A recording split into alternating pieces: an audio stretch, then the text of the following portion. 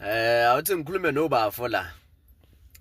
uBafo mangabe ngithi ukubheka mfowethu uyawuthanda kakhulu umculo kaMaskandi futhi uyawulandela kakhulu umculo kaMaskandi.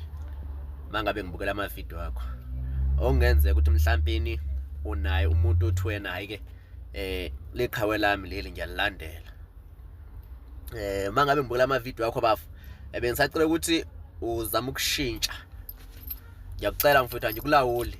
Sacela ukuthi uzama ukushintsha mfowami ngoba mangabe ngithi ngiyabheka kweminyaka sicishe silingana impela.